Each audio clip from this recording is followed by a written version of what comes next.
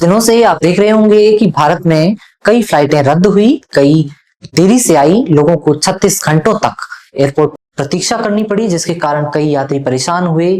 कई लोगों ने अपने माता पिता की अस्थियों तक के साथ वहां पर 36-36 घंटे वेट किया।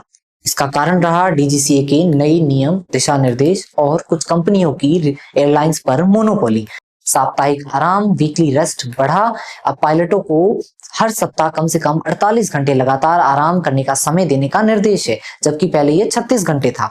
रात की उड़ानें और लैंडिंग पर पाबंदी, सीमता रात 12 बजे से सुबह 6 बजे तक नाइट आवर्स की परिभाषा तय की गई। इससे कंपनियां दबाव में आई और उन्होंने सरकार को दबाव में लेने का ये प्रयास किया। बदलावों का असर ये हुआ, जो हम सुर्खियां पढ़ रहे हैं कि कई एयरलाइंस को, खासकर इंडिगो, अपने शेड्यूल और पायलट रोस्टर जो है उसको नए हिसाब से तैयार करने में लगी, लेकिन इस बदलाव की तैयारी पूरी नहीं थी, इसलिए उड़ानें रद्द हुई, उसमें देरी हुई।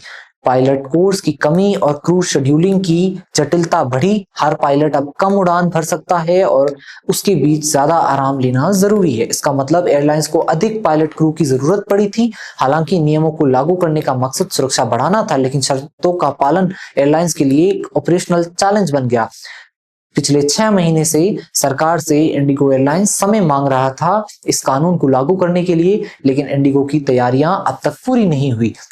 अब इसमें बात करें, इसका मुख्य कारण इंडिगो एयरलाइंस या ये नियम नहीं, बल्कि एक कंपनी की मोनोपोली रही। मनमोहन सिंह सरकार के समय कई तरह की फ्लाइट कंपनियां भारत में ऑपरेट करती थी, जिसमें Go Air 9%, air Asia 1%, Indigo 30%, air India 18%, spice jet 18%, jet Airways 21% व अन्य 3%। जबकि नए भारत की सरकार में इंडिगो 65%, एयर इंडिया 30% और अन्य मात्र 5% के साथ ये कंपनी की मोनोपोली एयरलाइंस पर हुई। कि मोनोपोली किसी भी व्यापार के लिए सबसे हानिकारक होती है, जिसको सरकार ने बढ़ावा देने का काम किया और इसे नई भारत की परिभाषा दी।